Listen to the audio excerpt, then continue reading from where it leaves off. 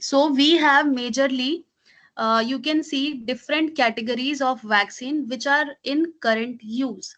So you can see the right hand side, the name of the vaccine, like the extreme right hand side, subunit vaccine, RNA vaccine, DNA vaccine.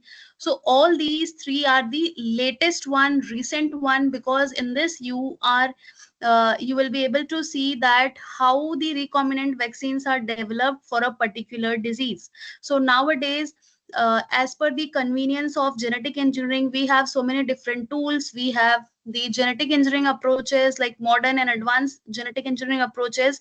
So through that, we can tailor our own vaccine for the as I don't know you have whether heard it or not, personalized vaccines are also nowadays into trend. The personalized vaccine, like we used to customize our own clothing item, or let's say any such showpiece or any of the household materials. So likewise, you can also design your own medicine, that is known as the personalized medicine, as per your own genomic requirement, as per your own body requirement, you can design.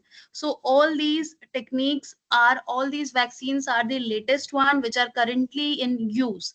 Now the first one, that is the live attenuated vaccine.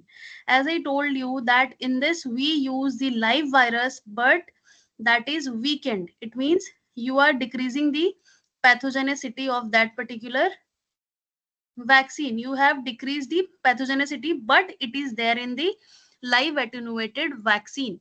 So therefore it will allow your immune system to increase the immunity against the pathogen. So the major drawback of this live attenuated vaccine is what?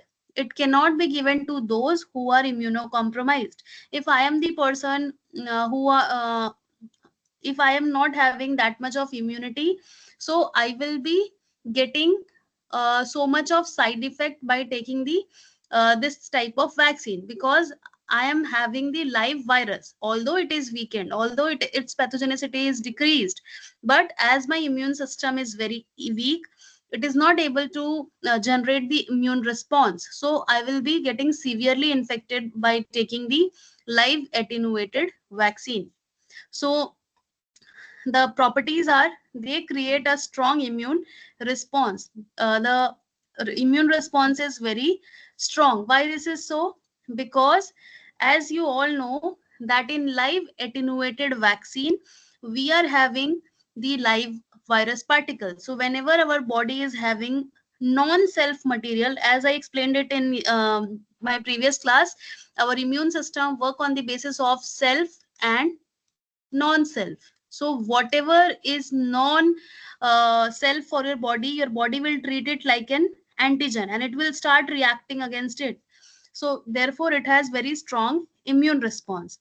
So some attenuated vaccines might not be suitable for people with compromised immune system. So as I told you, this is the major drawback or cons of the live attenuated vaccine. So you can see here, this is a disease causing virus in which you are having the spike protein of the antigen. This is the spike protein.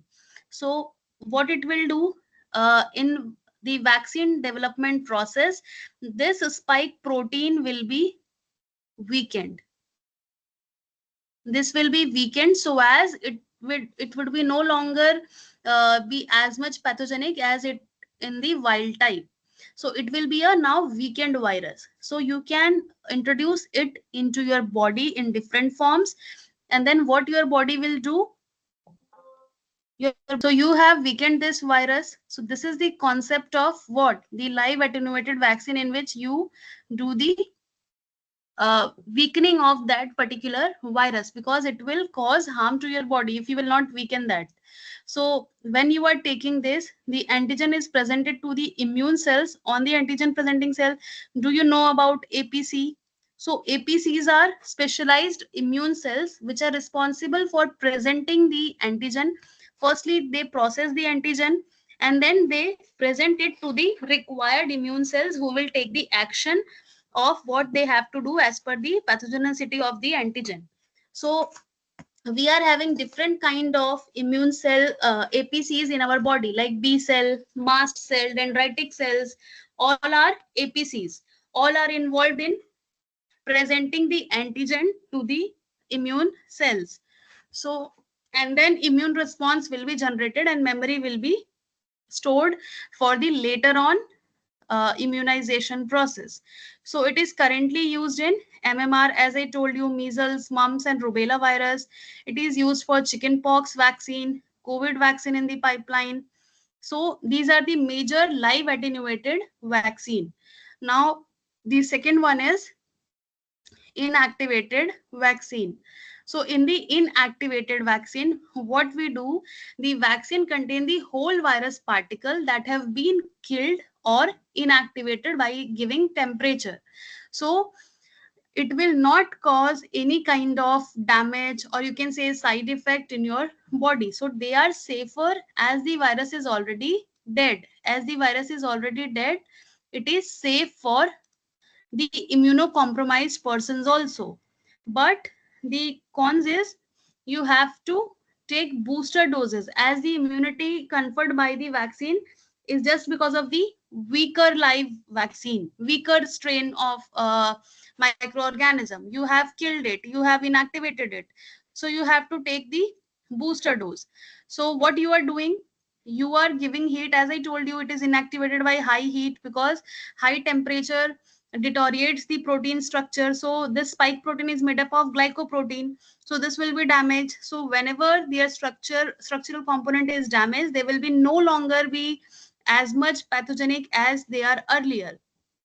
So you are giving some kind of chemical which will hydrolyze this spike protein. So then this is the dead or killed virus. Then you are introducing it, your antigen presenting cell will do what? It will process it, see how it is holding it, and it will directly present to the different immune cells, and then they will take the action that we have to eradicate this pathogen, because we are already having the immune memory in uh, of whatever incident has taken place in the form of vaccine. Because in our vaccine, what we take, we are taking antigen. So our immune system smartly recognize that this virus is coming for the second time, so we have to kill it and we have to eradicate it from our body. So currently used DBT, and also some of the COVID-19 vaccine in the pipeline. So the third one is replicating viral vector vaccine. So replicating viral vector vaccine is what? These vaccines are low pathogenic viruses which are largely harmless, and alter them into viral vectors that will produce some of the same protein as the disease causing virus. So in this, what we do? Uh, what we do, this is actually different approach. This is basically you are doing a genetic engineering approach here. So what we do, we know that a virus needs a host to replicate it.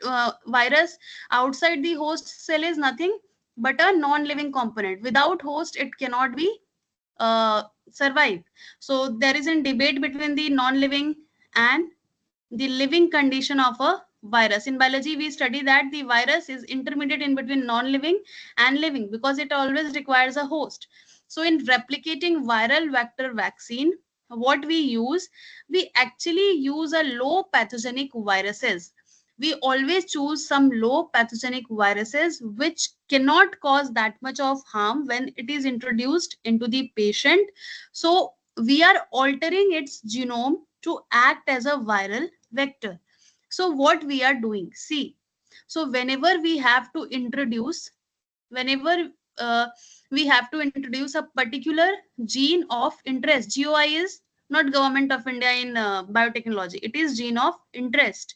So whenever you have to introduce gene of interest into any organism's genome, so how you will introduce it? You need some space. So what we do, you can compare this with a simple example. If you want to add so much of your things in your already heavily loaded flooded wardrobe, so it will not have some space. You need to empty the space beforehand to introduce all your stuff you want to put in your wardrobe. So this is the thing with the genome of a vector. Suppose this is a genome of any organism. So in this replicating viral vector vaccine, what we are using? We are using the virus, which is low pathogenic. It means it is not that much of deadly pathogenicity for the humans. So it may already have some genes in its genome, because every organism has a genome. So if you want to code your important you can say gene or important component to make a vaccine, so you have to remove some of its gene. So what we do, we usually remove the causing gene, because the disease causing gene is not required, because uh, we are using this vector for the benefit purpose. So it is safe to remove the disease causing gene. So whenever you will remove this disease causing gene, and instead of that disease causing gene, you will introduce your gene of interest in the place of disease causing gene. So now you will introduce it into the host like humans, and then as it don't have any disease causing gene, it will not express any pathogenicity in the host when it is introduced. So this type of approach is known as replicating viral vector. So when this whole vector system is introduced into any of the host, it will start encoding target antigen. So it will what you have done, this is disease causing virus and this is low pathogenic virus. So you have encoded the gene for like COVID-19 antigen into its genome. This blue one is the genome of the virus, low pathogenic virus, and this pink one is your GOI, gene of interest. So you are introducing now. This is known as what you can say this. This is the recombinant virus. Why recombinant term?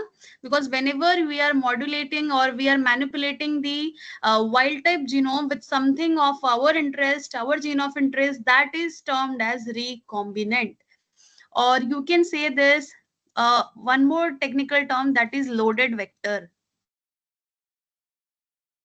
Loaded vector and unloaded vector are what we use to screen. So whenever you want to go for the genetic engineering, you have studied it if you are from the biotechnology background, that when our vector, let's suppose this is a vector, when it is loaded with our gene of interest, it is known as loaded vector. So uh, whenever you go for the let's say transformation thing, so it happens that only one will be successful out of 100.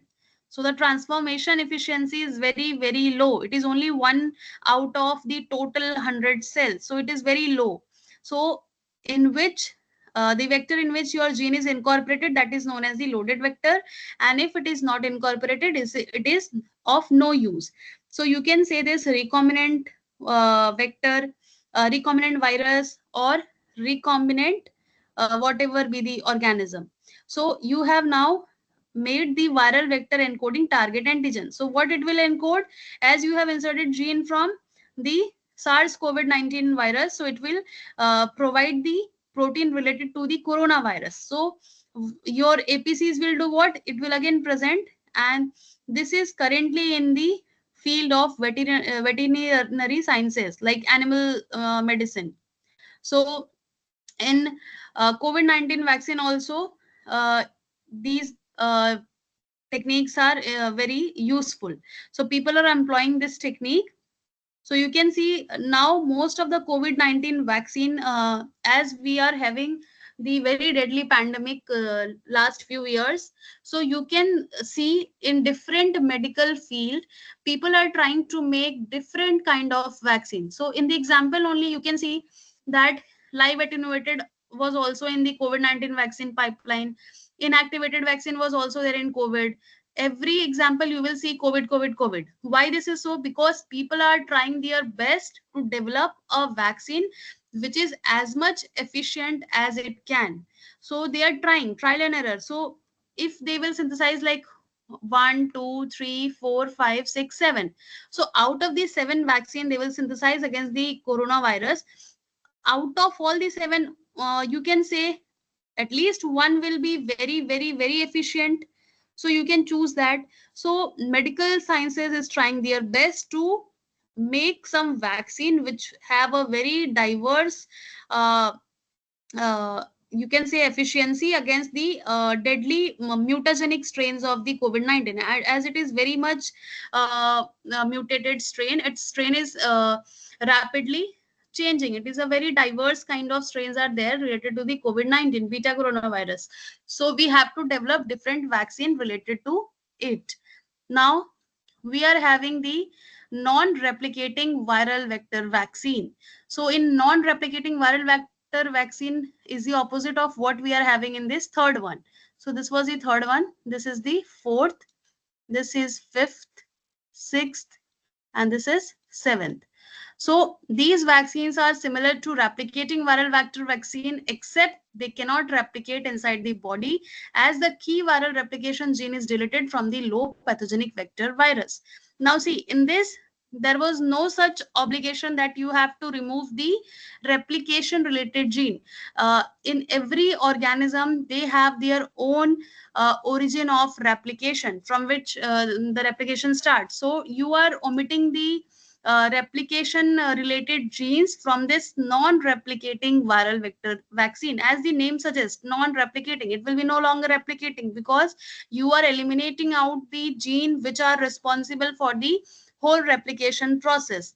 So in this one replicating viral vector vaccine, you are omitting the genes of the low pathogenic virus which you are using as a vector, but from this it is not obligatory that you have to remove only the replication wala gene. You can remove any of the gene. So in this one you can remove the only replication related gene. So it has improved efficacy and safety but require high doses to confer immunity. As why we require, so see, this is a simple logic. So whenever you are taking an antibiotic which is of low you can say low doses, so obviously you have to repeat the dose, or either you have to take one medicine of higher dose. So this is the case with, as this is low pathogenic virus, you have to take booster dose. Like in the case of this inactivated vaccine, you have to take the booster dose here. So this chart is actually very good. You can include this in your notes. Like you can take out the printout and you can paste it, because this can be asked in your any of the exam like CSIR, DBT. So you can check this out. This is from the Ville, if you are aware of this publisher. So they generally provides very good resolution and very good detailed version of every life science related topic. uh, so now what we are doing, we have removed the replication related gene from the non-replicating virus, and then we are encoding this on the APC. So APC will do what? APC will do their function. What their function is?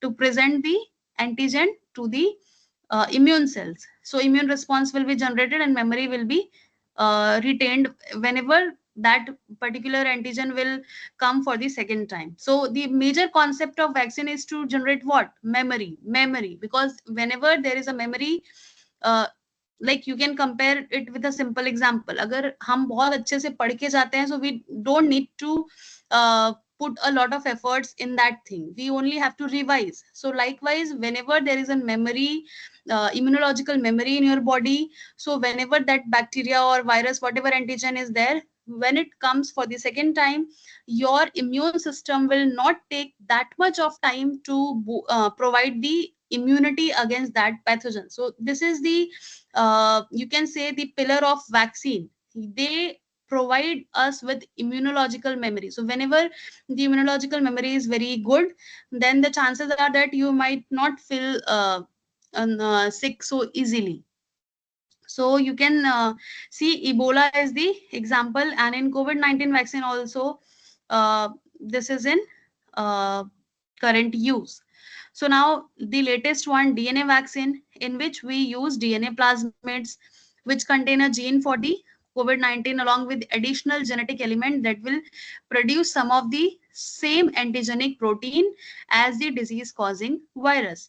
So see, I don't know whether you have grasped it or not. So the major principle behind the vaccine development is what? So suppose you let me clear this.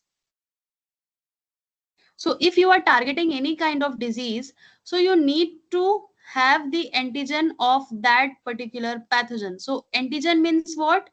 Antigen means anything which is non-self, whether it is biological, whether it is anything. So let me just explain this, because if you will understand this concept, you will be good to go for very long.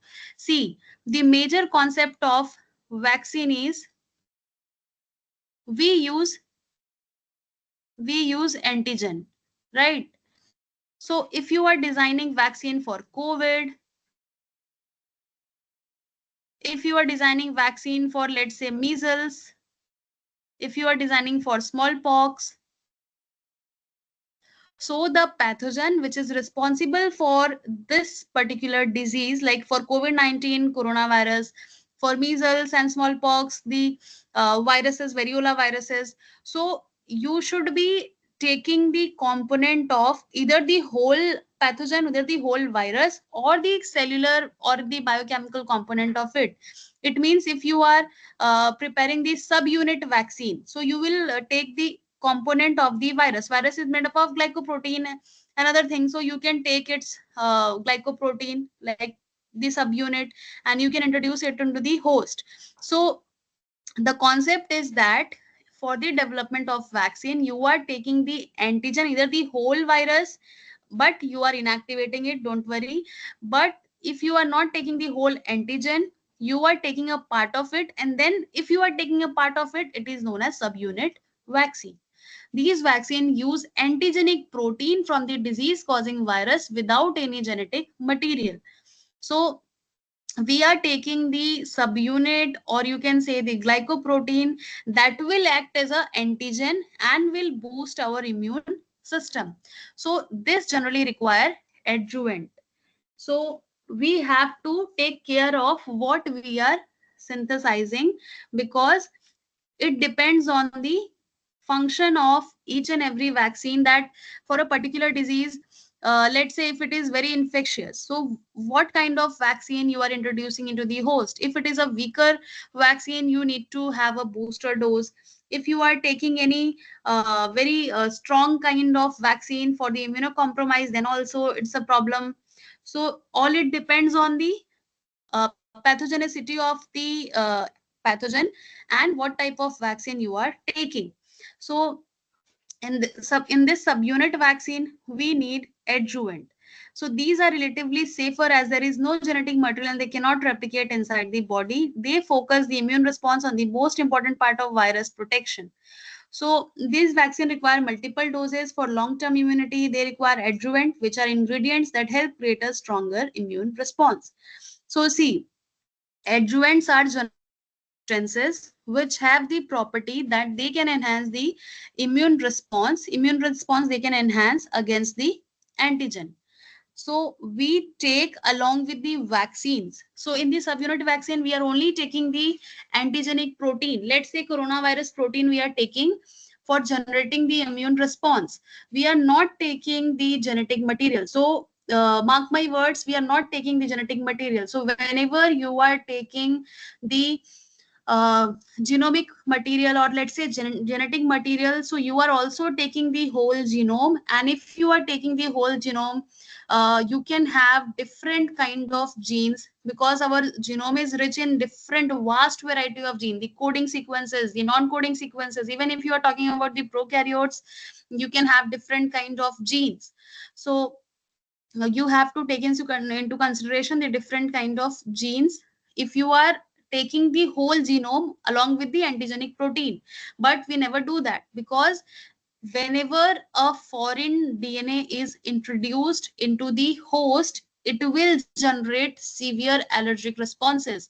Because कभी भी body में अगर हमारे कोई भी genetic material introduce होता है, suppose if I am a person, I am having the genetic material of some other let's say infectious microorganism. Let's say I have infection of any of the XYZ microorganism. So if that microorganism will introduce its genomic material into my body. What my body will do, there will be foreign responses because I already have my own chromosome in my cell.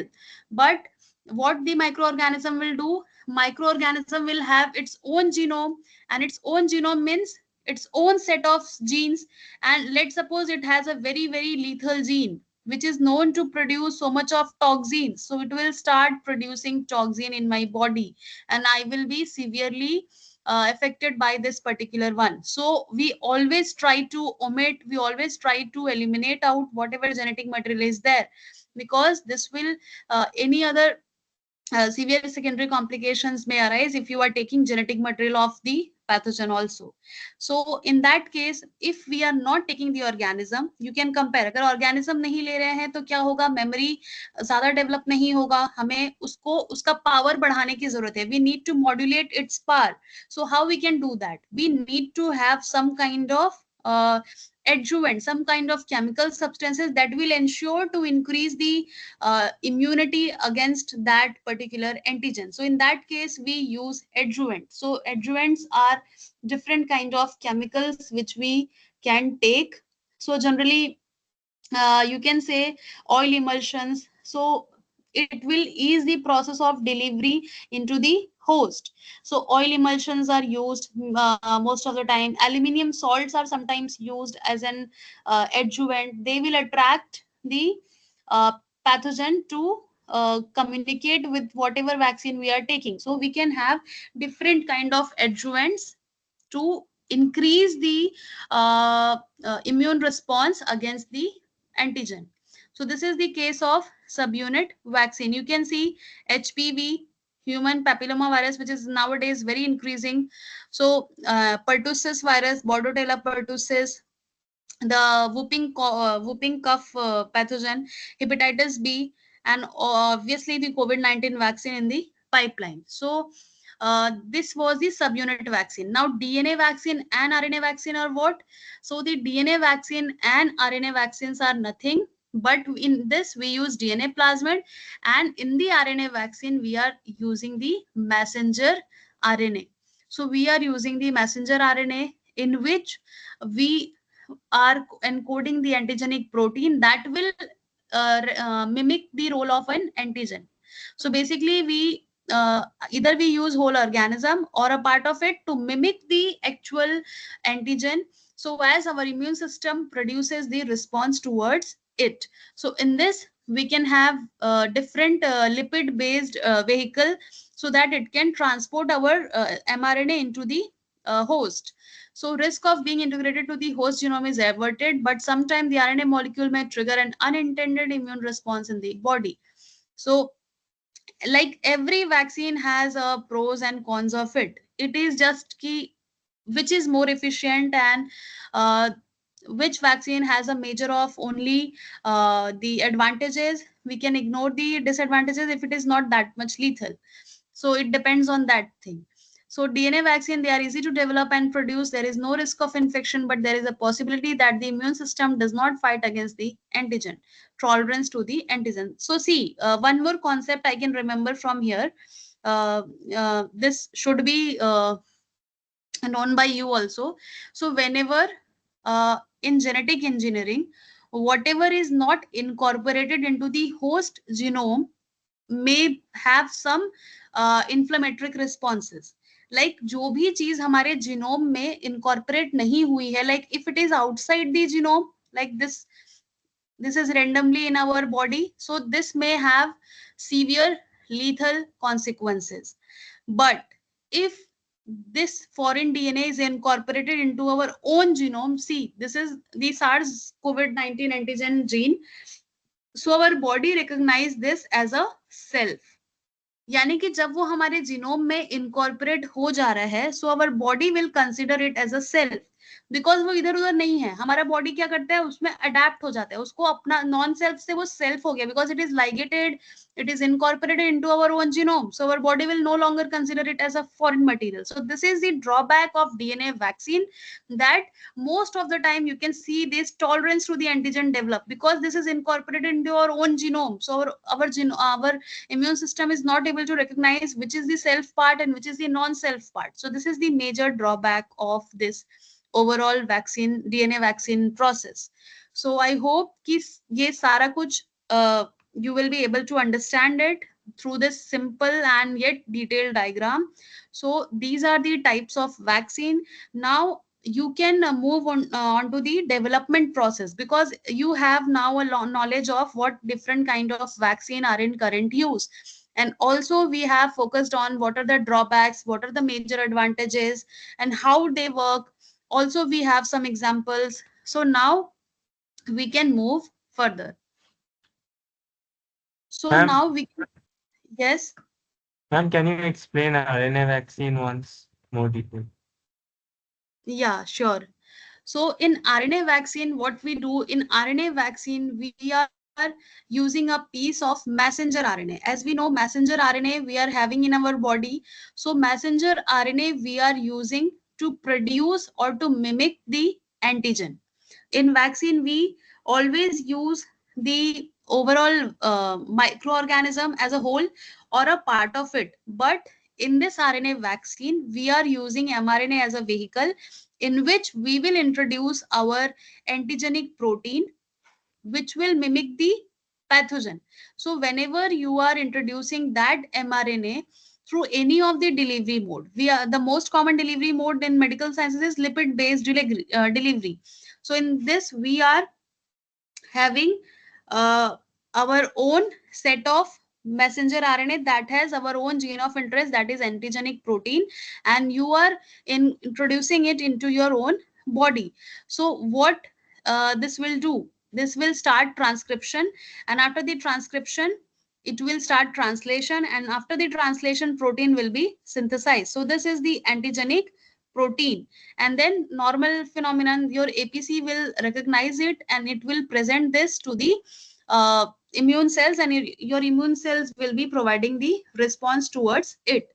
So basically in mRNA vaccine, we are using the messenger RNA to trigger the immune response in the body. So instead of introducing the weakened or inactivated virus, यानी कि बाकी में हम क्या कर रहे थे, we are incorporating our body with either in live attenuated, what we are using live weakened bacteria or virus, whatever. But in the this one inactivated vaccine, we are taking the whole virus, but it is killed or inactivated. But in the RNA vaccine, we are taking only the specific viral protein, which will be recognized by the immune system, and our immune system will think that it is the major antigen which has encountered in our body. So it will start producing the response in the form of antibodies by the plasma cells of the immune system. So this is how the RNA vaccine works. So this is now currently in use, because it is very easy to encode our whatever be the spike protein into this mRNA, and this mRNA can be delivered easily through any lipid based delivery vector into our body through liposome mediated delivery. So there are so many different kind of administration method. So through that you can easily introduce this thing into your cells, and your cells will now behave like that it has already the pathogen encountered into the body, and your immune system will now treat it as a non-self, and it will start producing the antibodies against it. So this is how the RNA vaccine works.